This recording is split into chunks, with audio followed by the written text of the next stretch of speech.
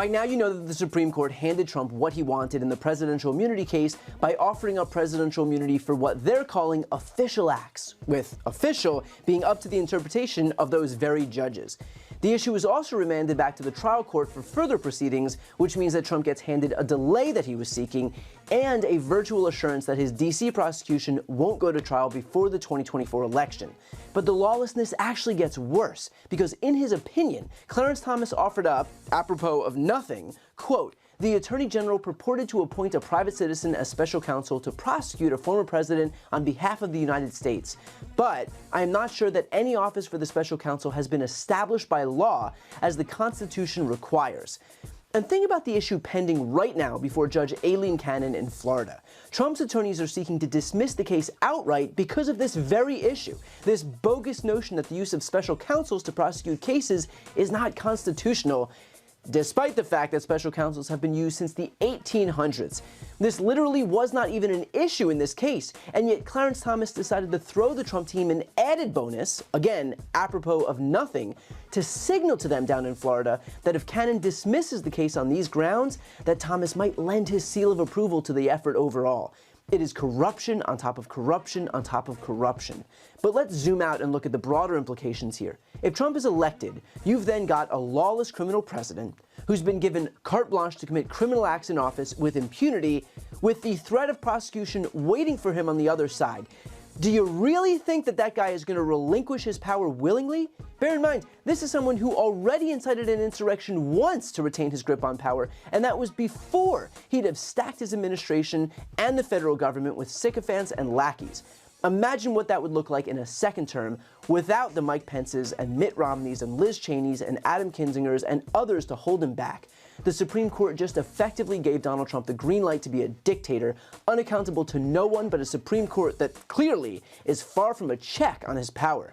And that's a point that constitutional scholar Lawrence Tribe laid out on MSNBC. This is a devastating blow to our system of government. In fact, probably the most eloquent and elaborate dissent, which I haven't seen quoted in the press much, is that of Justice Ketanji Brown Jackson, who said that it is a 5-alarm fire for self-government under democracy. And the reason is that the court was really flying the flag of the Constitution upside down. It was suggesting that just because an act is official, that is, it's something that a president can do, but that others can't do, that creates a cloak of immunity. That's upside down.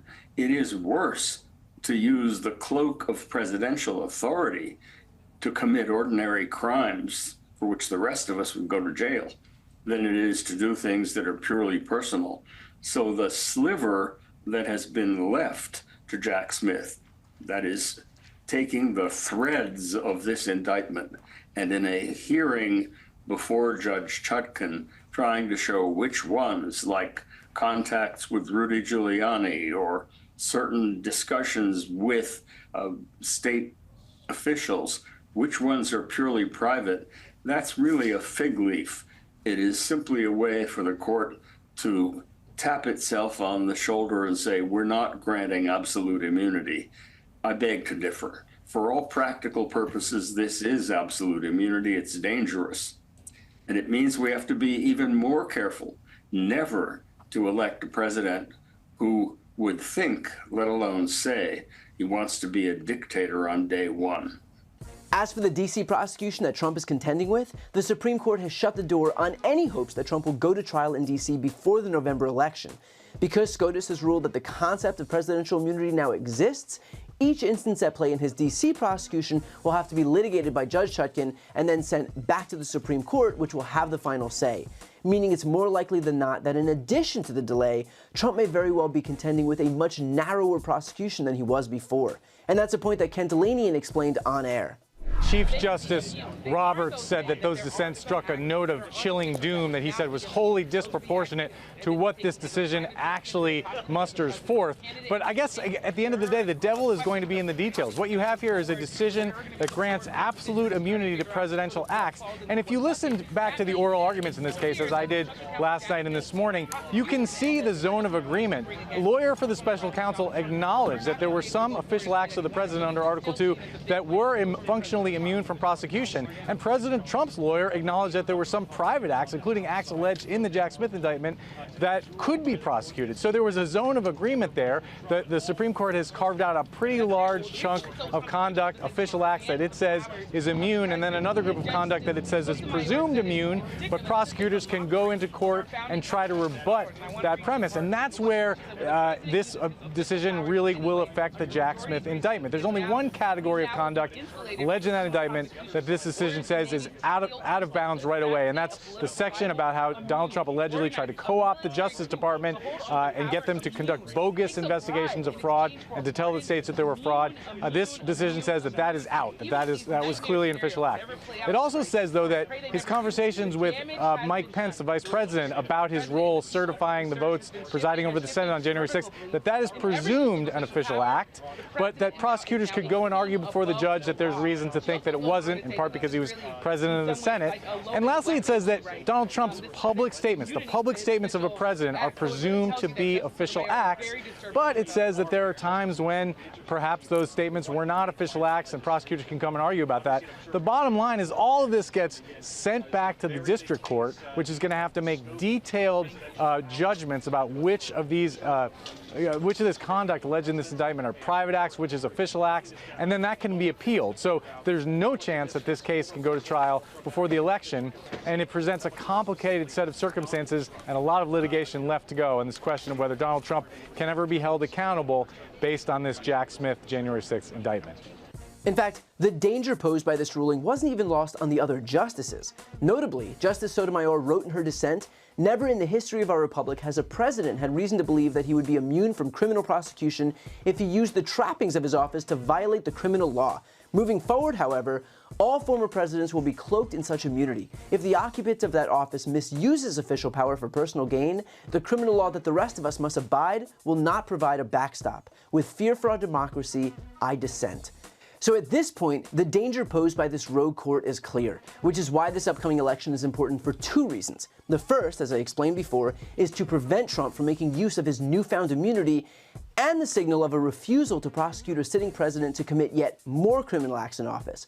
Trump wouldn't just be a president unrestrained by law. He would basically view himself as a king, and he would have the backing of the highest court in the land. This nation was founded on the principle that there are no kings in America. Each of us is equal before the law. No one is above the law, not even the President of the United States. But the second reason is even more far-reaching, because its impacts will outlast Donald Trump. Clarence Thomas, Samuel Alito, John Roberts, and Sonia Sotomayor will all be in their 70s next year.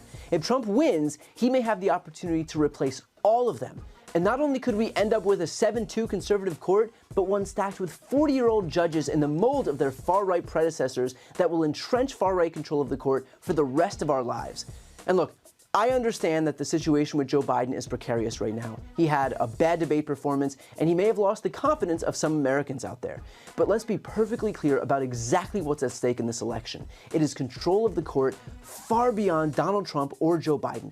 And with that control comes massive implications for abortion, contraception, IVF, same-sex marriage, LGBTQ rights, fair maps, a Voting Rights Act, gerrymandering, and democracy itself. That is what's on the ballot.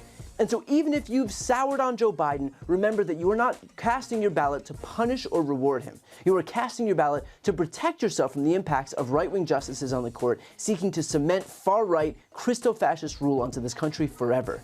This election is not about any politician. This election is about us, our rights, and the kind of country that we will live in.